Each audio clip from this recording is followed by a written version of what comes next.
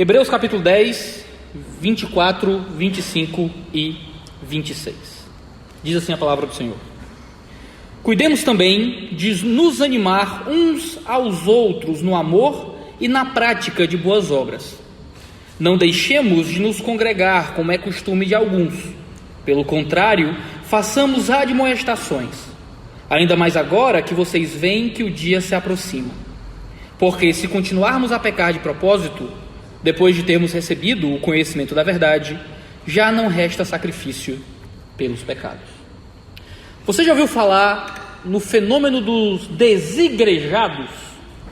O desigrejado se diz cristão, ele acredita em tese na pessoa de Jesus Cristo, mas o desigrejado é alguém que não congrega, ele não vai a uma igreja, ele não vai a um ambiente de culto.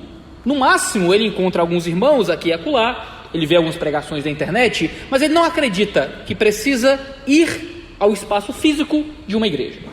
Os desigrejados vêm das mais variadas origens, podem surgir como pessoas feridas pela religião formal, que vivem um tipo de cristianismo espiritualista.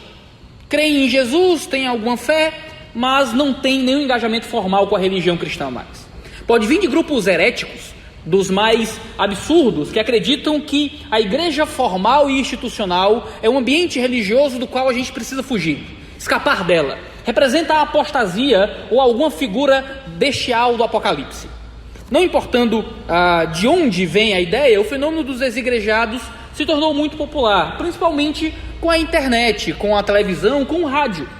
Desde quando pregações começaram a ser transmitidas na rádio e as pessoas poderiam ouvir a mensagem do Evangelho sem precisar sair de casa, até os grandes teleevangelistas que tinham programas televisivos, e hoje com o fenômeno do YouTube. Você pode ouvir pregações. Aliás, você pode ouvir boas pregações, ou melhor, você pode ouvir as melhores pregações na sua casa, no seu computador, no seu celular, enquanto passa roupa e lava os pratos.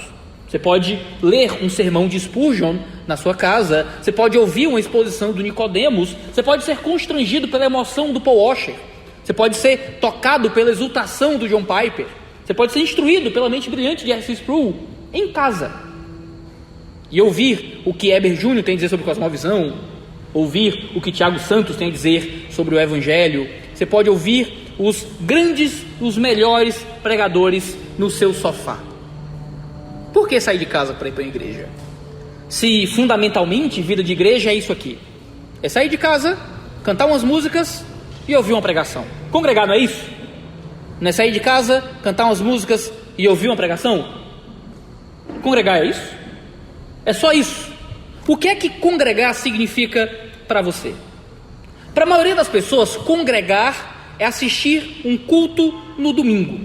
Se eu pergunto para você, onde é que você congrega? Se um colega de trabalho pergunta, qual é a tua igreja? O que é que você vai usar para formular a sua resposta? Você vai pensar, onde é que você está no domingo à noite? Ora, o local que eu vou e eu ouço uma pregação domingo à noite é na Igreja Batista Manaim. Logo, eu congrego na Igreja Batista Manaim. Congregar é ouvir uma pregação no domingo. Mas aí vem o nosso texto, Hebreus capítulo 10. Hebreus capítulo 10, no verso 25, diz: não deixemos de nos congregar.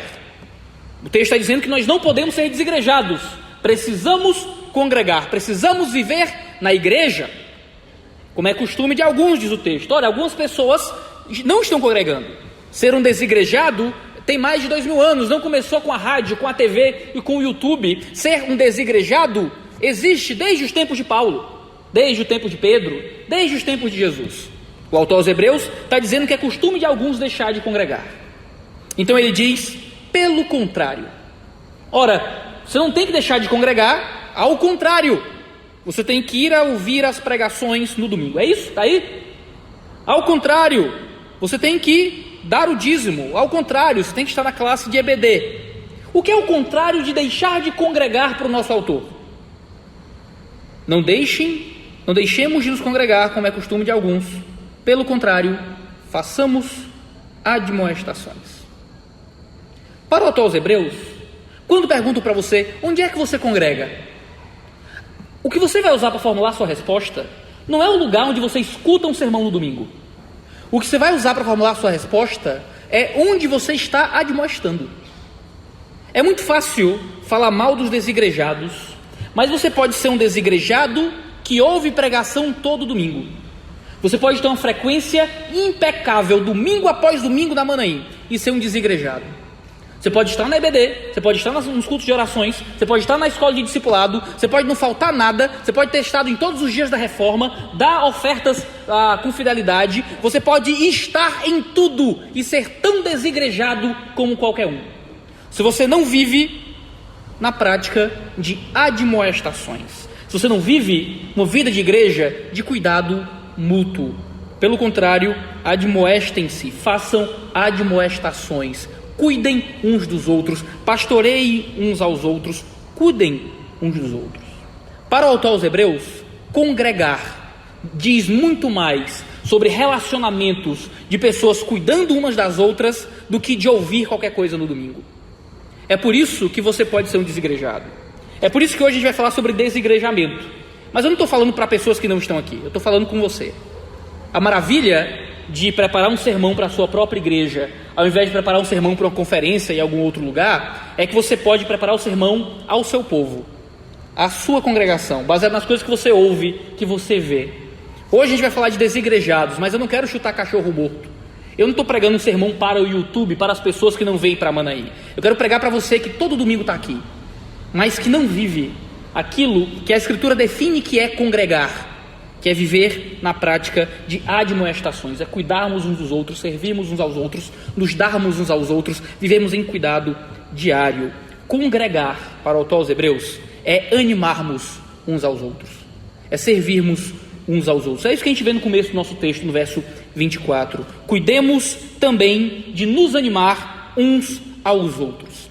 O texto, a palavra que é usada para animar aqui, é interessante, tem o sentido de provocar. Sabe quando a Bíblia fala, pais, não provoqueis a ira dos seus filhos? A ideia é de provocar alguém, é de levar alguém a algo.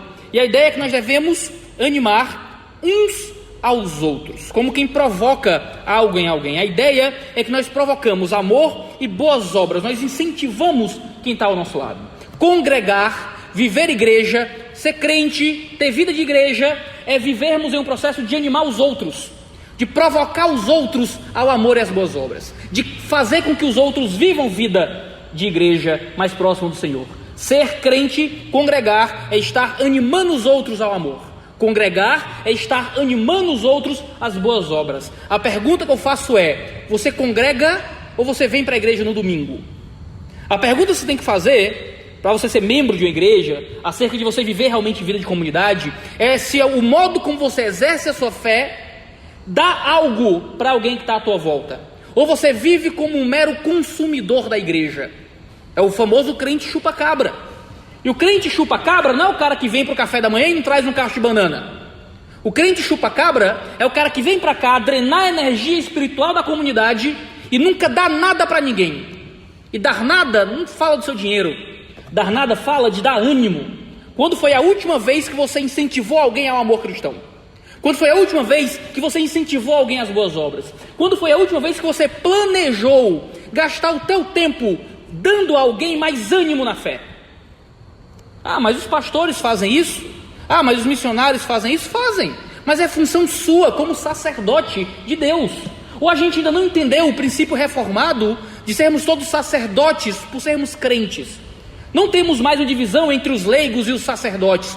Todos somos sacerdotes, e se todos somos sacerdotes, todos exercemos ofício. Você não se converte para receber coisas simplesmente. Você se converte para dar coisas. Você se converte para fornecer coisas. À medida que você chega numa vida de igreja, à medida que você entra numa comunidade, se você não está disposto a compartilhar ânimo no amor, ânimo nas boas obras, você simplesmente drena a energia da igreja. As pessoas estarão lá para animar você, as pessoas estarão à sua volta para lhe incentivar a fé e você não fornece nada. Você drena a energia da igreja, você drena a energia pastoral, você drena a energia da comunidade, porque você deveria ser um instrumento de ânimo. Se você está na igreja, você deveria ser um instrumento de ânimo para quem está do teu lado. Ou você simplesmente bota as pessoas para baixo. Ou você é o cara que quando as pessoas chegam com dificuldade de amar, você pisa mais, você derruba mais, você desanima mais? Realmente é isso mesmo. Não, vai ser crente é muito difícil, Deus me livre, eu realmente estou pensando em ir embora também, né? E as pessoas precisam de ânimo e amor e você nunca tem nada para dar. Você né? E se cala. Talvez você devia falar com o pastor. É tudo que você consegue dizer para as pessoas à sua volta. Você está despreparado, você está incapaz de cumprir um ministério cristão básico. Entenda, para animar as pessoas, você não precisa ser estudado. Para animar as pessoas, você não precisa saber ler. Para animar as pessoas, você não precisa ter ido para a faculdade. Você não precisa ter muito dinheiro. Você não precisa ter saúde. Você não precisa ter nada. Você não precisa ter nada. Tudo que você precisa é ter Cristo lhe lembrando todos os dias que você pode ser útil para o reino de Deus, encorajando, animando, dando força. O que é que custa dar força na fé para outras pessoas? Ora, custa te tirar do centro da tua própria vida, custa colocar os outros na frente, custa mudar a tua agenda para colocar gente da igreja nela. Porque se você não está com as pessoas, você não tem como animar as pessoas. Se você não gasta tempo com os irmãos, você não tem como animar os irmãos.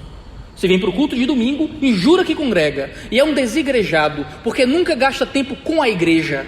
Porque a igreja não é o culto de domingo. A igreja são as pessoas que sentam do teu lado todo domingo e que muitas vezes precisam do seu ânimo, precisam do teu consolo, precisam da tua ajuda, que teriam uma vida de fé mais profunda se tivesse você do lado. Mas quando foi a última vez que a gente motivou as pessoas ao amor e às boas obras? Se hoje, quando as pessoas olham para você dizendo que querem ser missionárias, você diz que elas estão malucas. Se hoje, quando tua filha diz que quer casar com um pastor, você diz, coitada, vai ser pobre e miserável. Se antigamente era uma honra para as famílias terem as suas filhas casadas com ministros. E hoje, nesse tempo maluco em que os pais só pensam no sucesso financeiro dos filhos, as filhas são dirimidas dessa vontade. Os pais tentam evitar que filho case com missionário, com pastor, que miséria, Deus me livre, que minha filha case com um homem de Deus, com alguém que se dedica ao ministério. E alguém diz, não, estou pensando em largar a faculdade para ir para o seminário. Você está lá dizendo que ele é doido, que ele só quer deixar de trabalhar, que ele só quer a vida fácil do ministério. Vida fácil do ministério. O texto diz que a gente tem que animar uns aos outros.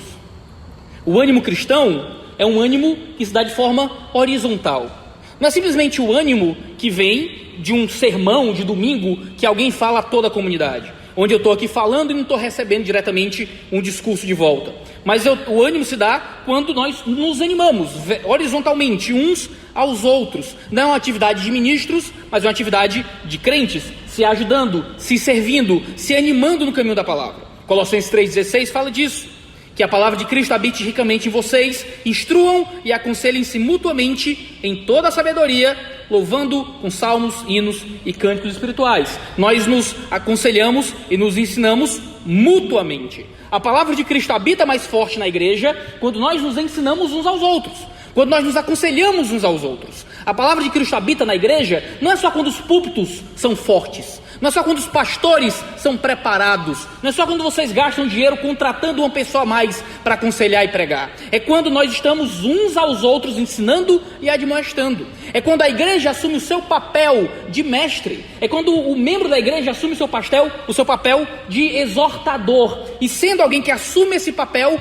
a palavra de Cristo habita, faz morada na comunidade. Muitas vezes igrejas são fracas na palavra, muitas vezes os irmãos não crescem em Deus como deveriam, não é porque falta boa pregação, é porque faltam bons irmãos que assumem para si o papel de ensino, o papel de exortação, o papel de cuidado, que Paulo coloca sobre toda a igreja.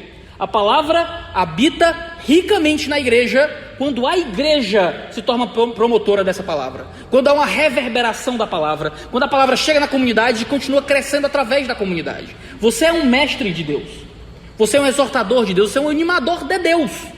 Se você não assume esse ministério, a palavra de Cristo não habita, não cresce na igreja, porque não é só função de ministros, é função de irmãos. 1 Tessalonicenses 5, 11 e 14 diz, portanto, consolem uns aos outros e edifiquem-se mutuamente, como vocês têm feito até agora. Também exortamos vocês, irmãos, a quem admoestem os que vivem de forma desordenada, consolem os desanimados, amparem os fracos, sejam pacientes com todos.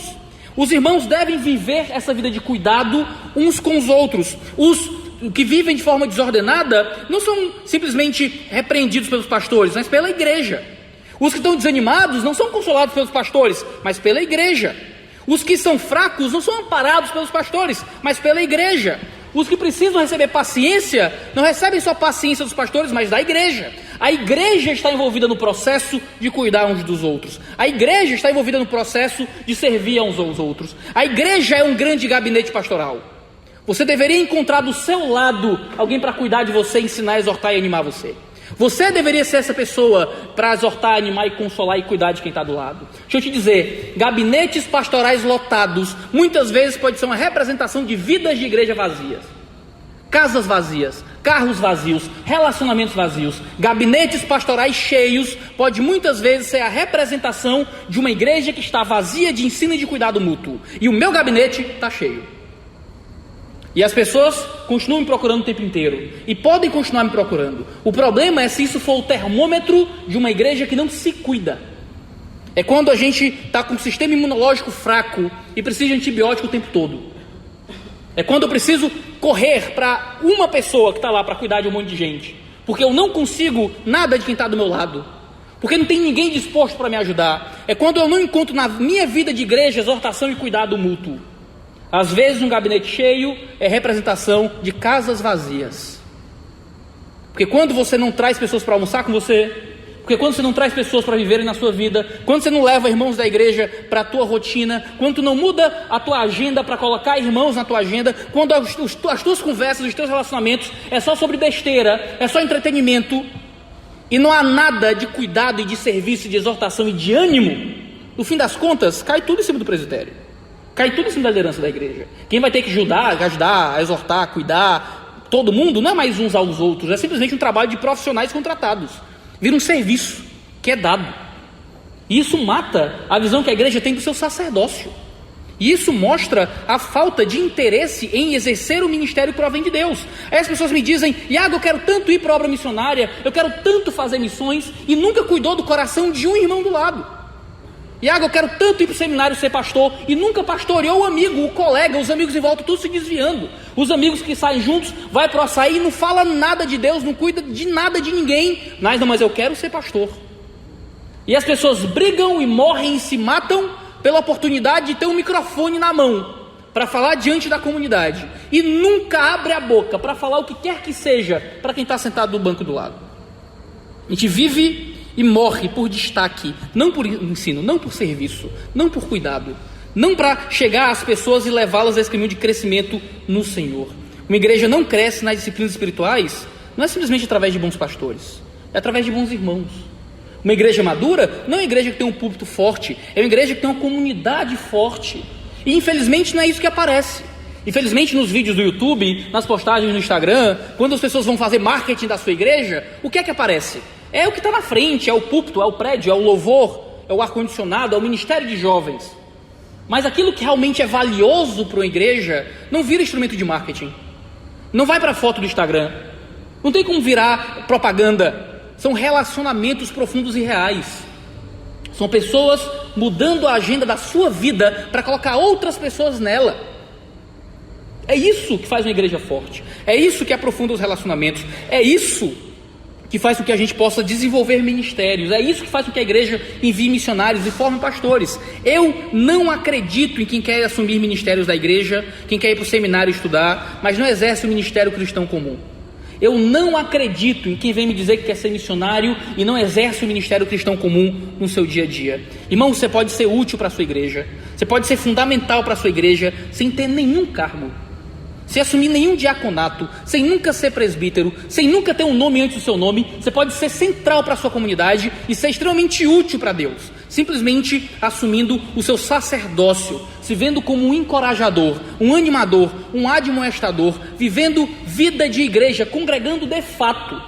Porque o ministério de ser um sacerdote é o ministério de ser um cristão. E se você é crente, você é um mestre, você é um discipulador, você é um sacerdote, você é um animador no Senhor. O que é que você está esperando? Ah, pastor, eu estou na igreja, eu sou só um esquenta-banco. O que é que isso significa para você? O que é que isso significa? Ser um esquenta-banco?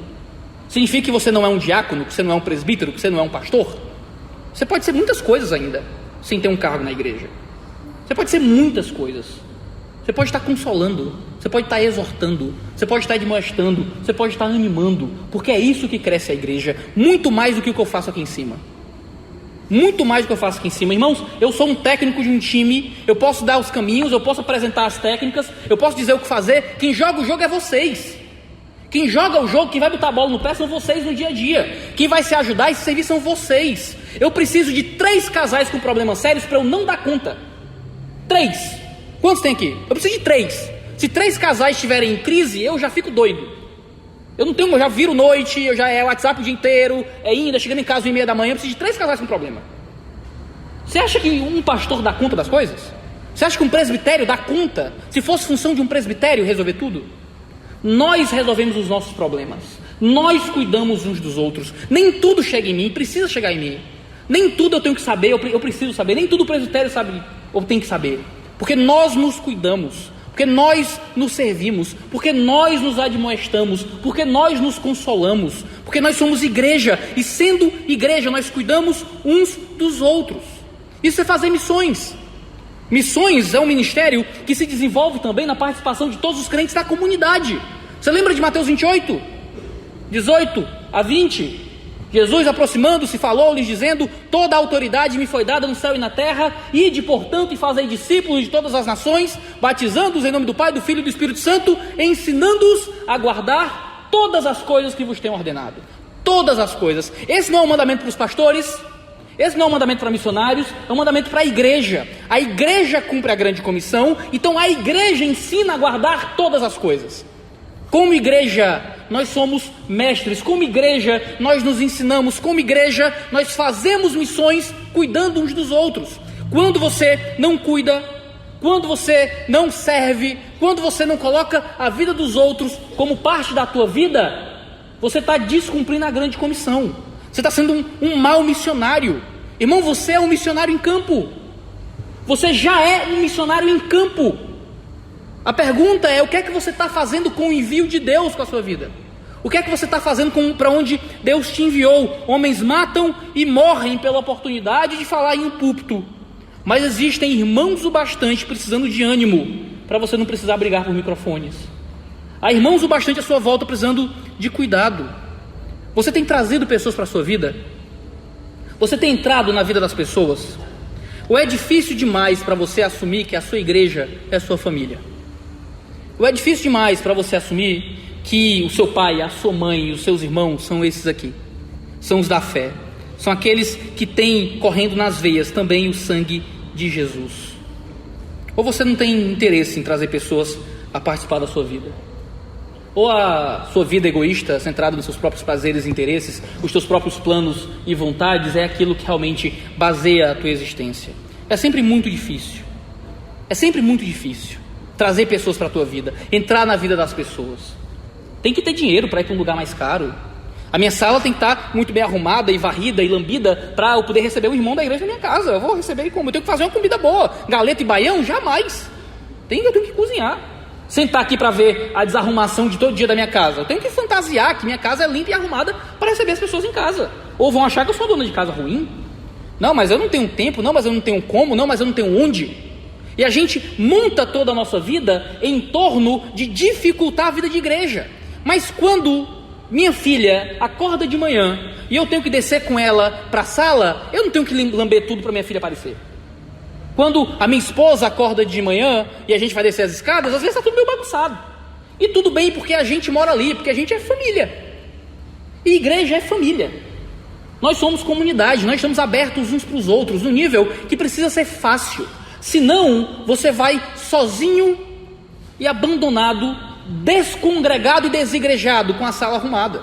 Ninguém nunca vai ver o lixo da sua sala. Ninguém nunca vai ver a bagunça dos seus filhos. E ninguém nunca vai ver o teu crescimento na fé. E ninguém nunca vai ver o cuidado com o teu coração. E ninguém nunca vai ver uma transformação real na tua vida. Porque você cria dificuldades e barreiras o tempo inteiro.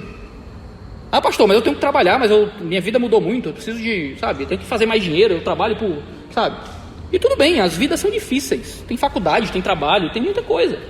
Eu não estou aqui para dizer exatamente como é que você vai organizar a sua vida. O problema é que é muito fácil e é muito provável que você esteja num esforço de ganhar o mundo às custas da sua alma, quando você coloca vida de igreja em segundo plano na sua vida. Quando ganhar dinheiro, quando se divertir nas coisas que você gosta, quando os seus projetos pessoais de poder e de crescimento vêm antes de vida de igreja e de relacionamento com as pessoas. Você pode estar aqui todo domingo e ser um desigrejado, porque você não vive vida de igreja com ninguém. Porque ninguém está animando você, porque você não está animando ninguém. Porque ninguém está exortando você, porque você não está exortando ninguém. Porque você chega aqui um pouco atrasado, sai daqui um pouco mais cedo, aperta umas mãos e vai embora. Chega numa quarta-feira, vê as pessoas, sorrisinho e vai embora. E você não entrou na vida de ninguém, e ninguém entrou na sua vida. Você não congrega, você não tem igreja, porque você não tem família. Porque você não se deixou entrar nos relacionamentos que marcam o que significa discipulado, que marcam o que significa realmente viver vida de igreja. É caro o preço que se paga às custas da fé para viver uma vida egoísta. O verso 25 diz: não deixemos de nos congregar, como acabamos de ler, como é costume de alguns, pelo contrário, façamos admoestações. Nós não devemos deixar de congregar, nunca devemos deixar de viver vida de igreja, devemos congregar, porque é costume de alguns deixar de congregar, e o contrário de ser desigrejado é ser um admoestador. Perceba, o contrário de ser um descongregado não é ser admoestado. O contrário de ser um descongregado é ser um admoestador. Não é algo passivo, é algo ativo. Se você não admoesta, se você não cuida, se você não discipula, você não congrega. Você continua vindo para Manaim para receber coisas? Você acha que ser crente é ser um consumidor de coisas? Congregar é consumir alguma coisa da igreja? Congregar é dar algo para quem está do seu lado. Congregar é ajudar, é servir, é admoestar quem está do seu lado. Admoestar significa encorajar, consolar, confortar. Quando foi a última vez que você foi consolar alguém? Quando foi a última vez que você foi confortar alguém? Quando foi a última vez que você foi encorajar alguém na fé?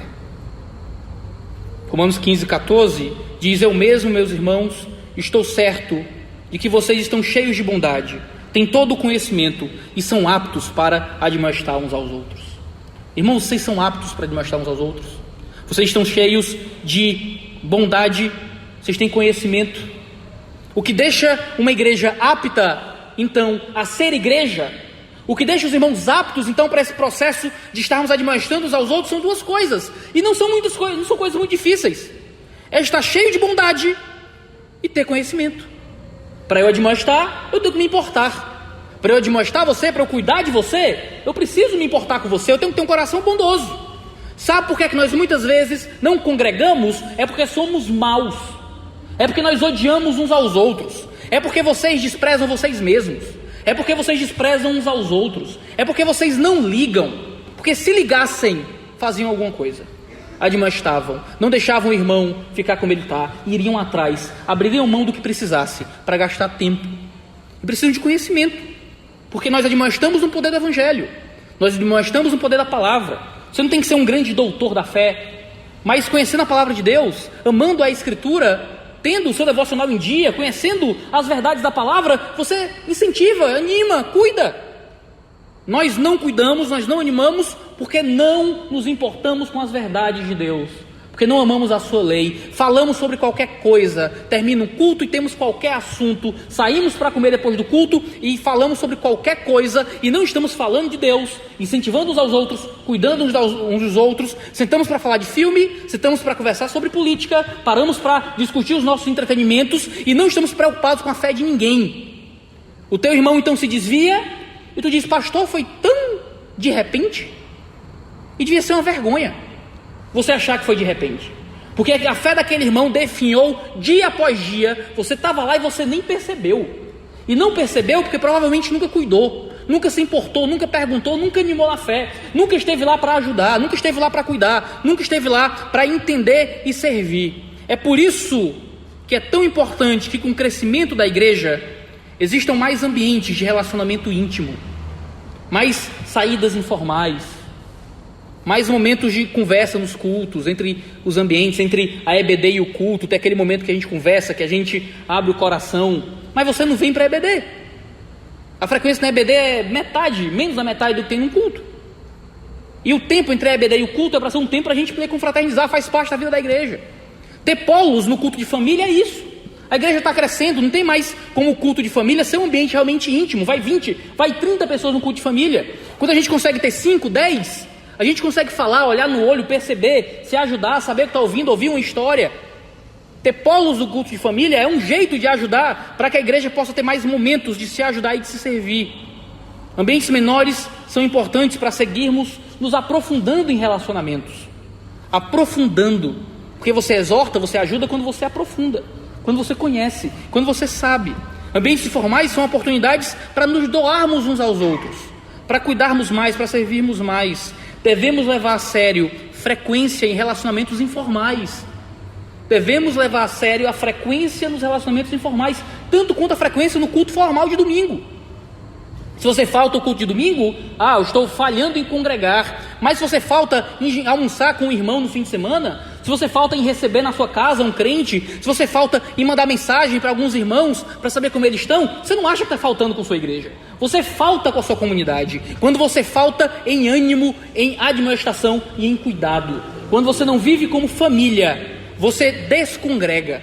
Você se descongrega, você descongrega os outros. Porque você não cumpre o ministério que Deus tem para você. A gente tem que focar em ambientes de cuidado mútuo, tanto quanto a gente foca em assistir um culto no domingo. Devemos gastar nosso tempo com os outros, sentado, ouvindo, sabendo, recebendo, compartilhando. É uma vergonha com todos os recursos que Deus nos dá, você não fazer um telefonema, você não mandar uma mensagem. Você ter amizades de muito tempo que pouco desenvolvem a sua fé e a fé da pessoa que está com você. As pessoas que entram na sua vida, elas saem amando mais Jesus? As pessoas que entram em relacionamentos com você, elas saem com a paixão maior pelo Senhor? Ou tanto faz? Porque elas vão sair empresários melhores, porque elas vão sair com uma visão melhor acerca de política, porque elas vão sair com uma visão melhor acerca de filme, ou de literatura, ou de gastronomia, ou de vida acadêmica, ou de viagens, e você incentiva tudo, mas não está lá para animar no amor e nas boas obras. Quando você esquece isso, você acha que tudo bem só ouvir pregações na internet, e você não sabe qual é a diferença de ouvir uma pregação na internet e viver uma vida de igreja, porque para você é a mesma coisa. Você só vem, só ouve e vai embora. É quando você esquece isso que você acha que não faz diferença ir visitar outras igrejas com frequência. Você acha que não faz falta. Você acha que não faz nenhuma diferença. Eu só posso ouvir um culto aqui, ouvir um culto lá, qual é a diferença? A diferença é que se você está vivendo vida de igreja, você está ansioso por encontrar a sua família e ter tempo para encorajar, para animar, para cuidar, para exercer o ministério que Deus te deu na tua igreja. Mas como você não exerce aqui, não vai exercer lá. Tanto faz onde você assiste o culto no domingo. E com frequência você pode faltar aí em outros lugares. E o problema é que você acha que tudo bem porque não vive o ministério que Deus te deu. Iago, você me pergunta, o que é que acontece quando a gente deixa isso de lado então? O que acontece com a igreja? E acontece algumas coisas. Eu quero lhe dizer como é que o desigrejado vive. Primeiro, o desigrejado vive longe do amor. Acabei de terminar minha introdução, certo? Agora a gente vai para os pontos do sermão, tá bom? Primeiro, o desigrejado vive longe do amor. O texto diz no verso 24, cuidemos também de nos animar uns aos outros no amor. Lembre, esses irmãos estavam em perseguição. Lembre que esses irmãos que recebem a carta do autor aos Hebreus, eles estão em diáspora pela Ásia Menor. A perseguição que se estabelece sobre Estevão, em no fim de Atos 7, vira uma diáspora. Em Atos 1:8 eles se espalham e eles perderam tudo, eles estão sem bênção, estão sem recursos, eles estão sofrendo, cada um deles está em sofrimento, e o autor aos Hebreus ordena que eles amem, e aqui eles deveriam amar em situações difíceis, eles têm que manifestar amor aos outros quando as coisas não estão bem com eles, tudo estava dando errado para eles, eles perderam dinheiro, recursos, estão fisicamente em risco, e ainda assim eles deveriam focar em amar uns aos outros. Como é que nós amamos em momentos difíceis? É quando somos animados pela comunidade. Amar em momentos difíceis é algo que acontece em comunidade. Nós amamos e desenvolvemos o amor na comunidade, porque é muito difícil amar sozinho. É muito difícil amar sem ânimo e sem esforço. Se o amor é a principal característica do cristão, nós devemos usar todos os recursos à nossa volta para nos animar no amor. A igreja é a comunidade que acende o amor no nosso coração. Ao vivermos vida de igreja, nós vivemos amorosamente. Ao sairmos da vida de igreja, o amor esfria. Amamos menos, ficamos mais egoístas, porque fugimos da comunidade que nos anima a amar. Uma igreja que ama pouco é uma igreja de desigrejados.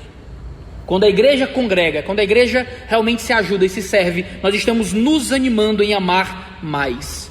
Isso porque os últimos dias são dias de enfraquecimento do amor. Mateus 24:12 diz: e por se multiplicar a maldade, o amor se esfriará de quase todos. Ora, se o amor vai se esfriar nesse último dia, como nós podemos fugir do recurso que Deus nos deu para amarmos mais? Sabe por que você é tão egoísta? Sabe por que você não consegue colocar os outros na frente? Sabe por que você não ama ninguém e teu coração é árido e seco e você só se importa com você? É porque você não viveu vida de igreja ainda. É porque você vem para cá todo domingo, mas não entra na vida de ninguém, não deixa ninguém entrar na sua vida. Um coração sem amor é um coração que está fugindo da vida de igreja. Amamos mais quanto mais permitimos que os outros entrem na nossa vida e entramos na vida dos outros. Eu entendo perfeitamente, e eu entendo com muita empatia no meu coração aqueles que foram feridos pela igreja e aqueles que por isso fogem de igreja. Mas um coração ferido pela igreja só encontra cura em mais igreja e não em menos. Um coração ferido pela igreja não vai se curar fugindo mais da igreja. Pelo contrário, um coração ferido pela igreja é um coração que precisa de mais da igreja, justamente para ser curado, para ser animado no amor. Se o amor na igreja te feriu, desculpe, meu querido, é de mais amor na igreja que você precisa. É se dar mais, é se oferecer mais, é se engajar mais, porque é na igreja que nós aprendemos a amar, e é quando amamos que somos curados das feridas que o amor nos causou. É vivendo vida de igreja que nós encontramos mais incentivo ao amor. Mas ao invés de nos reunirmos para incentivarmos o amor, muitas vezes nos reunimos para incentivar a amargura, ódio, ressentimento. Eu sei disso, porque eu escuto vocês. Eu sei o quanto muitas vezes nós nos incentivamos na falta de perdão. Como muitas vezes nós nos incentivamos na vingança. Como muitas vezes nós nos incentivamos na amargura. E quando alguém chega para contar que foi ofendido, ao invés de você agir como um pacificador, você está lá para dar razão para o teu amigo, sempre contra o outro, sempre aquecendo o que há de pior no coração, ao invés de animar o amor. Vocês se reúnem para animar a vingança, para animar o egoísmo, para animar a falta de relacionamento. E ao invés de sermos uma igreja que cresce em Deus, viramos uma igreja de missionários do diabo. Ora, quem mais prega o ódio, a vingança, a amargura do que o diabo? Ao invés de buscarmos constantemente amar mais, e se eu fico sabendo que alguém está chateado comigo, que alguém fez alguma coisa, eu vou lá para resolver. E se eu escuto uma conversa que pode gerar um conflito, eu vou lá, sento e escuto e falo e abro o coração e peço desculpas. Mas não, a gente guarda, a gente alimenta, a gente odeia, a gente fofoca e encontra nos outros ânimo porque há de pior no nosso coração. Como a igreja pode ser um lugar para encontrarmos ânimo para o que há de pior no nosso coração? Se deveríamos ser uma comunidade que incentiva o amor, e que nossas reuniões deveriam ser regadas pelo amor, em que as pessoas saem da nossa casa amando mais, em que as pessoas saem do nosso carro amando mais, em que a gente termina de comer e as pessoas saem amando mais os outros, amando mais os inimigos, amando mais os irmãos, ao invés de sair com mais raiva, com mais ódio, com mais amargura, com mais espírito de vingança. Se somos uma igreja de fato, se somos uma igreja do Senhor Jesus Cristo, o nosso alvo precisa ser incentivar o amor. Quando fugimos da vida de igreja, nós fugimos do incentivo ao amor. Em segundo lugar, o desigrejado vive longe das boas obras. É o que a gente vê no resto do verso 24. Cuidemos também de nos animar uns aos outros no amor e na prática de boas obras. As boas obras são animadas também em comunidade. Se somos comunidade, nós nos incentivamos a fazer o bem, a fazer o certo. Nós nos ajudamos e nos empolgamos na prática do que é bom, do que é justo, do que é honesto. Sem comunidade, nós somos incapazes de fazer coisas úteis para Deus. Sem comunidade, nós somos incapazes de produzir o que é bom. Nossas obras são tolas, os nossos esforços são bobagem, porque missões nascem da igreja local, ações transformadoras saem da igreja local. Desigrejado só faz sarau de esquerda, certo? Desigrejado só faz ação social que não prega, que não evangeliza. Desigrejado para de se importar com obras que são verdadeiramente boas. Desigrejados param de fazer coisas que afetam a eternidade e só passam a pensar nessa vida aqui. Desigrejado faz as suas coisas, mas não fazem obras que realmente glorifiquem o nome de Deus, porque nós não podemos ser santos sozinhos. Deus organizou a fé para que nós fôssemos santos em comunidade, para que possamos vencer o pecado em comunidade, para que possamos vencer as tentações em comunidade. Você continua inútil para o reino, porque você continua longe das pessoas. Você não faz mais nada, não produz mais nada para o reino de Deus, não constrói nada que seja relevante para a vida das pessoas, porque você tem essa comichão de que você deveria ser mais útil para o reino de Deus, mas você vive longe de todo mundo que poderia te animar para isso. Você não abre o seu coração, você não cuida de ninguém e você é inútil. O problema é que, ao invés de nos reunirmos para nos incentivarmos às boas obras, a gente se reúne nos horários de atividade da igreja para comemorar aniversário. A gente despreza frequência no culto, a gente gasta recursos importantes com entretenimento e poucas coisas com as boas obras do reino. A gente trata a vida de igreja como se fosse bobagem, e a gente não entra de fato num processo de nos incentivar a fazer o que é bom. Eu sei porque eu escuto vocês. E ao invés da gente se auxiliar nesse processo de crescermos em Deus e fazermos mais para Deus, muitas vezes a gente incentiva a fuga das coisas que são do Senhor. Em terceiro lugar, o desigrejado vive longe da volta de Cristo. Ele vive longe da expectativa e da ideia de que um Jesus voltará um dia.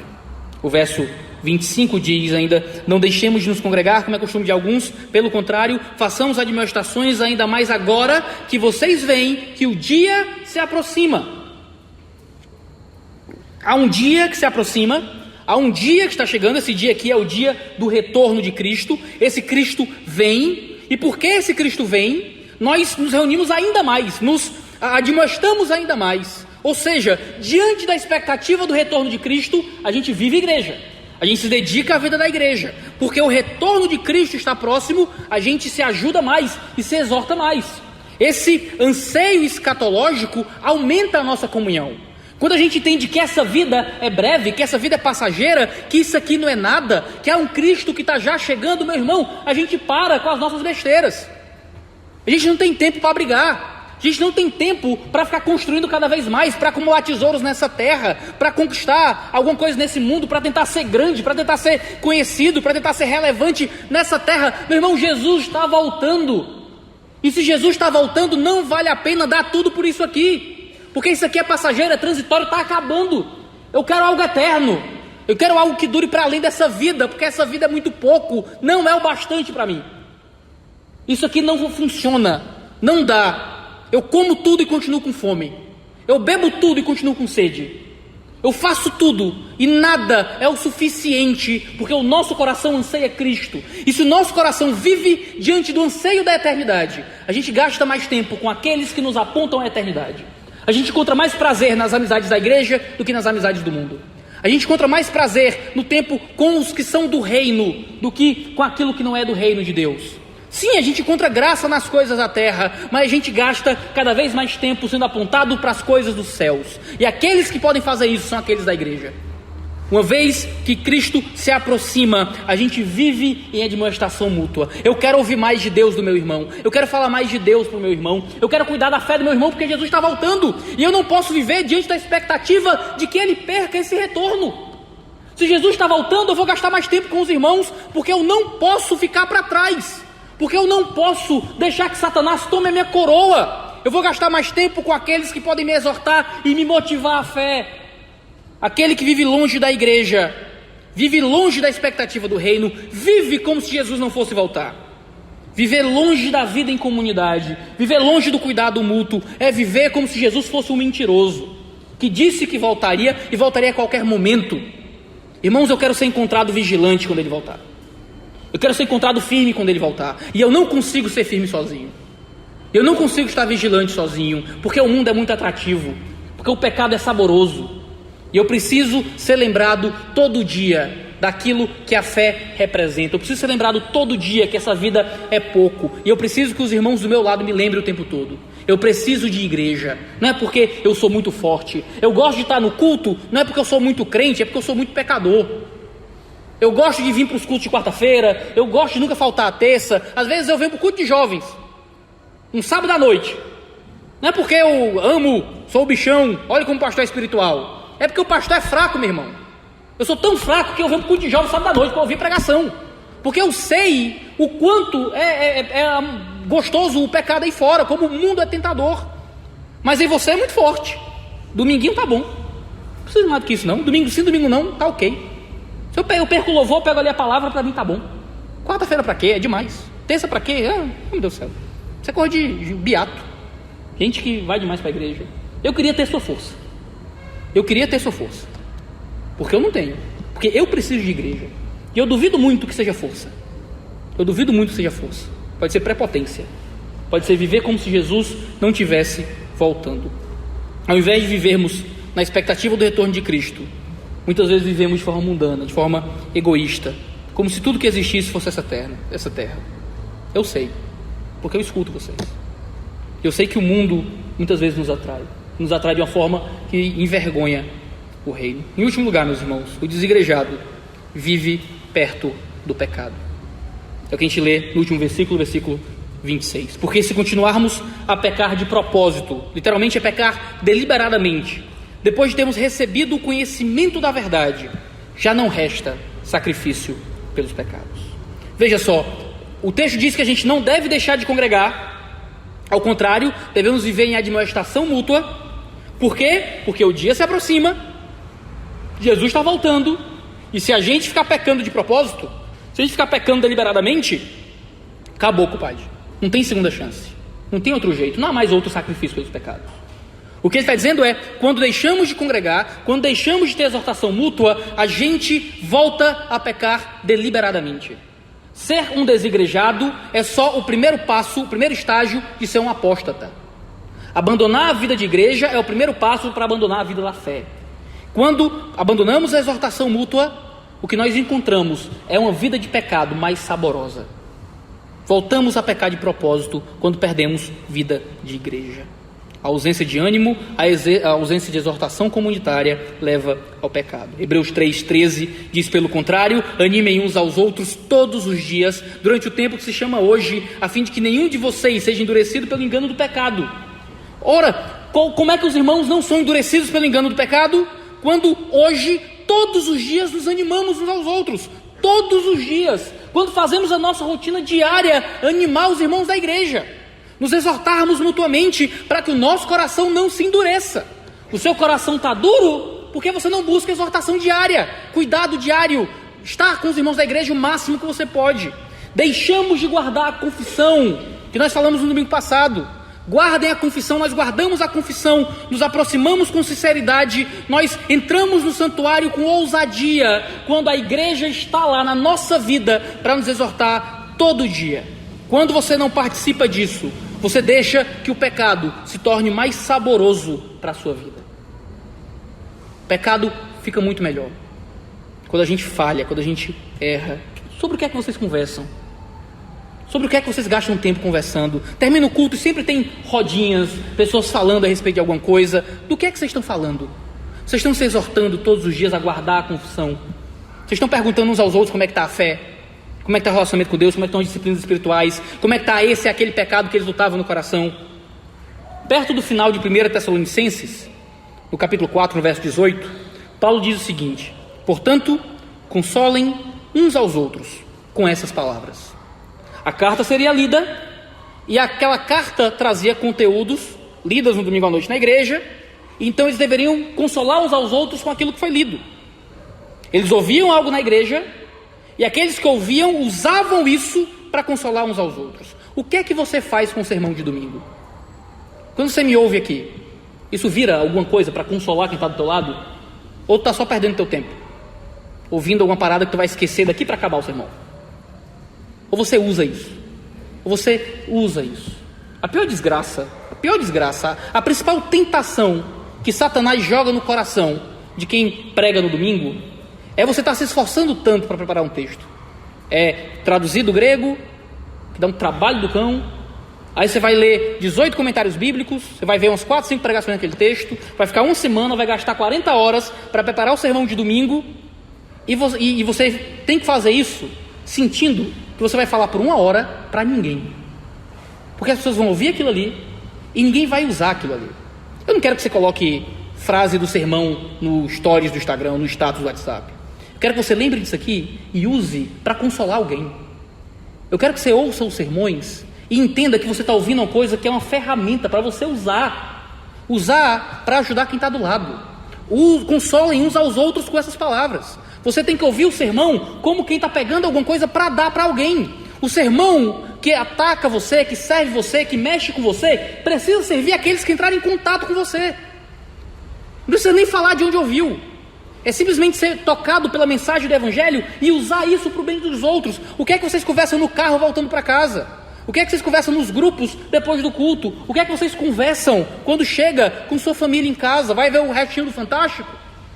Ou vocês gastam um tempo em torno daquilo que ouviram? Ou passam um tempo da semana lendo novamente o texto bíblico, lembrando daquilo que foi pregado, e mandando uma mensagem para alguém, e comentando algo com alguém, e falando de algo que foi tocado no teu coração da mensagem de Deus? Irmão, talvez você precise fugir do seu grupinho de amigos e ir para outro, e sair dessa comunhão inútil, e sair de uma comunhão que na verdade não é nada. Não é comunhão em volta do reino de Cristo, não é comunhão em volta do reino de Deus. Sabe umas coisas que nós reparamos como pastores? Talvez choque você. É que na igreja as pessoas crescem e estagnam em grupo. Raramente você tem pessoas crescendo ou estagnando na fé sozinhas. Geralmente tem um grupinho de amigos e aquele grupinho começa a crescer em Jesus. Tem um outro grupinho de amigos e aquele grupinho está parado e nunca faz nada. Porque a santidade é contagiante, assim como a preguiça. Porque o crescimento na fé é contagiante. Quando começam a se animar no amor e nas boas obras, aquele grupo cresce, amadurece, se aprofunda em Deus. Sai um missionário dali, sai um seminarista dali, sai um diácono, um presbítero, gente que se ajuda, se serve, que pastoreia, que ajuda na igreja. Quando um grupo está parado e não faz nada, não ajuda em nada, ninguém se envolve em nada, o grupo fica lá. Talvez você precise abandonar os seus relacionamentos agora na igreja, pelo bem da sua fé. Se você estiver numa comunidade de desigrejados, se você estiver numa comunidade de pessoas que absolutamente não estão nem aí. Porque quando você age dessa forma, quando você age sem cuidar dos outros, você é um pastor negligente. Você é um missionário relapso.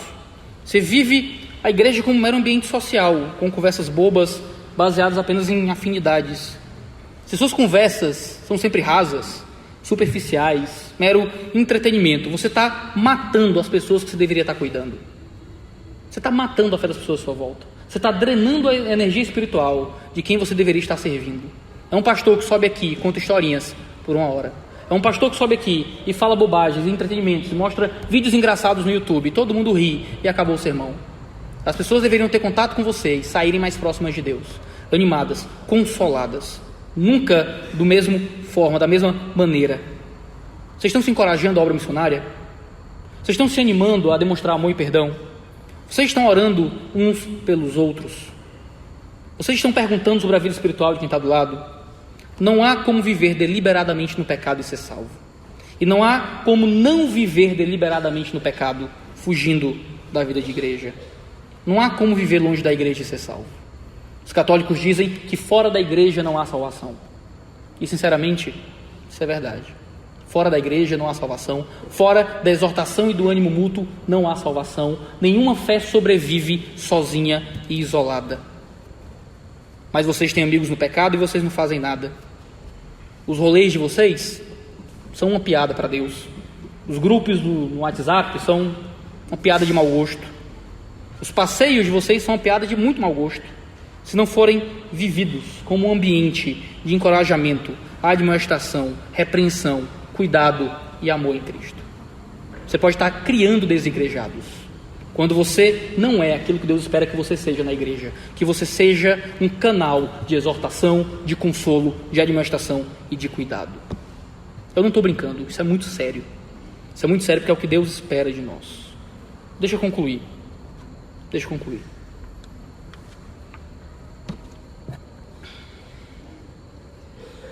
É por isso que vocês, certo? Estou falando de vocês, não vocês hipotéticos. Então vocês estão aqui. Aqueles de vocês que só vêm para a igreja no domingo e só fazem isso. A vida de igreja é essa. Eu venho domingo à noite para Manaim e vou embora. Vocês não são igreja. Vocês não congregam aqui. Vocês são visitantes. Vocês não congregam nessa igreja. Porque congregar é quando você nos dá ânimo na fé. É quando você deixa que a gente te anime no cristianismo. É quando você repreende os meus pecados. E quando eu estou lá para repreender os seus. Você congrega aqui quando você entra na nossa vida. E quando você deixa a gente entrar na sua vida. Até lá, você vem para cá como alguém que vai para um ponto de pregação. Você que só vem para a igreja no domingo e só isso. Você ainda não entendeu o que é congregar. Esse é um convite para você começar a congregar na igreja. Talvez você seja crente desde quando nasceu e nunca congregou de verdade.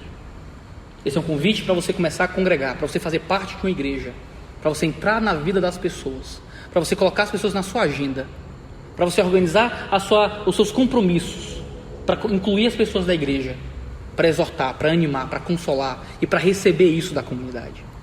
É por isso que disciplina eclesiástica é uma coisa tão séria, é uma coisa tão terrível, porque a disciplina eclesiástica não te impede de vir assistir o culto, te impede de ter vida de igreja. Algumas pessoas ficam chateadas porque disciplinados não são impedidos de estarem no culto no domingo. Quando disciplinados de outras igrejas vêm aqui na Manaim, a gente não os impede de entrar, a gente os impede de viver em comunhão.